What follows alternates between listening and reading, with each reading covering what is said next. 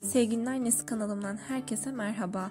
Sevgili arkadaşlar, bugün sizlerle mandalinalı borcam tatlısı tarifimi vermek. Evde sütlü meyveli ve hafif bir tatlı hazırlamak istiyorsanız porsiyonu bol, borcamda hazırladığım bu tatlıyı çok seveceksiniz. Karşınızda mandalinalı borcam tatlısı. Tarifini merak ediyorsanız hemen yapılışına geçelim. Malzeme listesini açıklamalar bölümünde bulabilirsiniz. Öncelikle sosumuzu hazırlayalım. Sosu için gerekli olan malzemeler 2 su bardağı mandalina suyu, 1 su bardağı su, 2 yemek kaşığı şeker, 3 yemek kaşığı nişasta, 2 adet mandalina.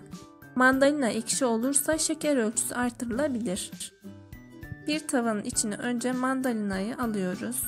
Üzerine şekeri ekliyoruz. 1 su bardağı su ve 2 su bardağı mandalina suyunu ekleyip ocağın altını açıp kaynamaya bırakıyoruz. Kaynadıktan sonra 3 yemek kaşığı nişastayı suda çözdürüp bu sosumuzun içine ilave ediyoruz. Tekrar kaynayana kadar pişiriyoruz. Piştikten sonra bir kenara alıyoruz ve soğumasını bekliyoruz. Kek için gerekli olan malzemeler 3 yumurta, 1 su bardağı şeker, yarım su bardağı sıvı yağ, 1 su bardağı un, yarım su bardağı nişasta, 3 çay kaşığı kabartma tozu, 1 paket şekerli vanilin. Derin bir karıştırma kabının içine 3 adet yumurtayı kırıyoruz.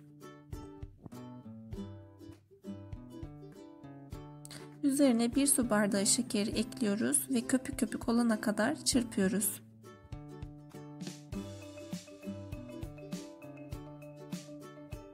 Ardından geri kalan malzemeleri ekliyoruz.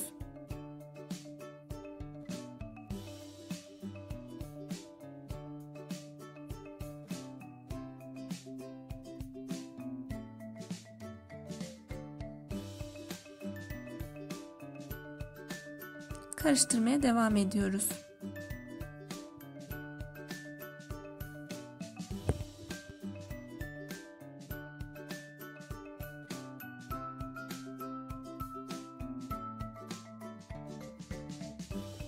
Borcamı güzelce yağlıyoruz.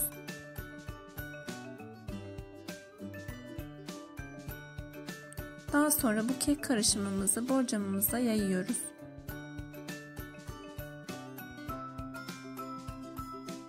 ...170 derece fırında 25 dakika pişiriyoruz.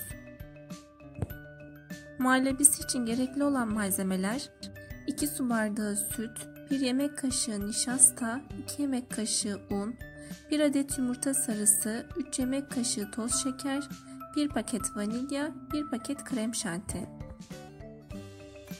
Bir tencerenin içerisine önce sütü alıyoruz. Ardından nişasta, un, şeker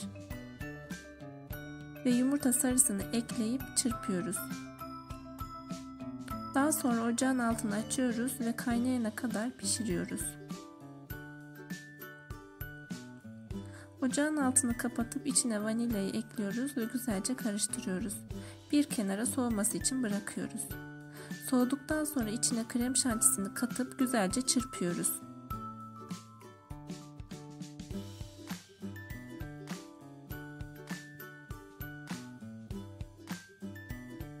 Pişen kekimizin ilk sıcaklığı çıktıktan sonra 1,5 su bardağı sütü ıslatmak için kullanıyoruz. Üzerine muhallebisini yayıyoruz.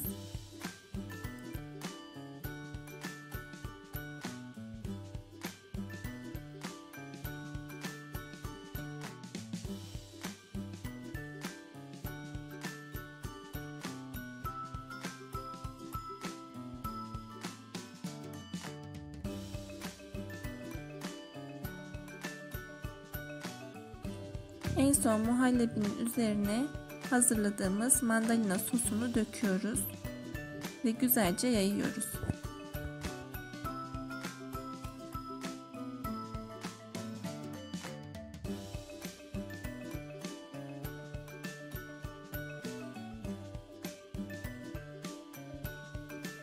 Üzerini Hindistan cevizi ile süslüyoruz ve 3-4 saat buzdolabında dinlendirdikten sonra servis yapabiliriz. Buzdolabında dinlenen pastam servise hazır. Yapımı zahmetli gibi görünse de oldukça kolay bir tatlı. Hafif bir tatlı hazırlamak istiyorsanız bu tarifim tam size göre. Mutlaka denemenizi tavsiye ediyorum. Eğer hala kanalıma abone değilseniz abone olmayı, gönderi bildirimlerini açmayı ve videoyu beğenmeyi unutmayın. Beni izlediğiniz için teşekkürler. Sevgiyle kalın, hoşça kalın.